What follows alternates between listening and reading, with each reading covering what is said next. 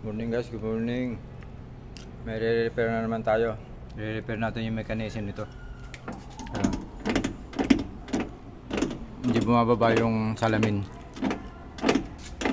Tapos yun doon. Tapos ito, lalagyan din natin ng handle yan kasi ginagamitan ng lungnos lang. Tapos ito guys, oh. Yung bisagra niya.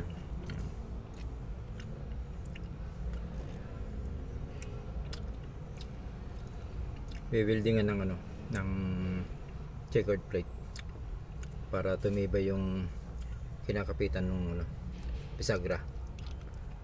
Sira na po yan eh.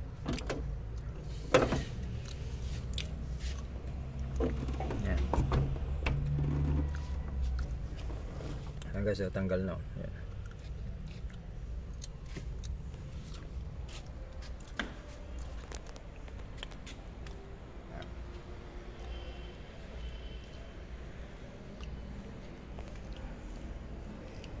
Ito yung ginawa ko nung nakarang araw. Ayan. Kasi kaya ganyan niya, may awang yan. Ito kasi hindi na tumatama dito. Hindi na siya tumatama dito. Tayo. Ayan. Malayo na po yan, malayo.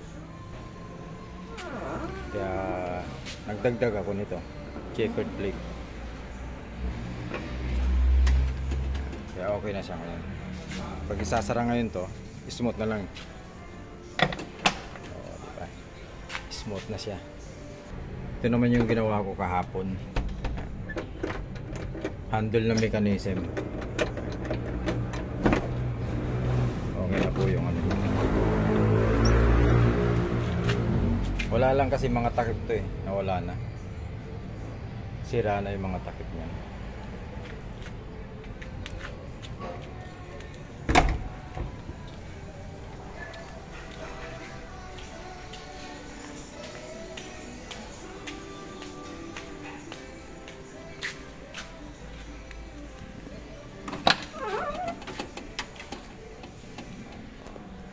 Tapos to ni-repair ko na rin to kasi na bali ito, nabali. Ayan o, bagong welding na yan. Ito, bagong welding na po yan. Na welding na. Wala na yung niya rito, yung pinaka plastic niya cover. Wala na. Kaya ginawa ko, pinutasan ko, nilagyan ko ng screw para hindi siya gumagalaw. Hindi gumagalaw to.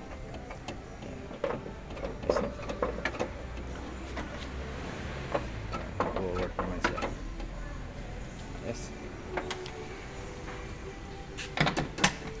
Ayan po. Hanggang dito na lamang po ang ating video. Maraming salamat. Bye bye. Ay siya nga po pala,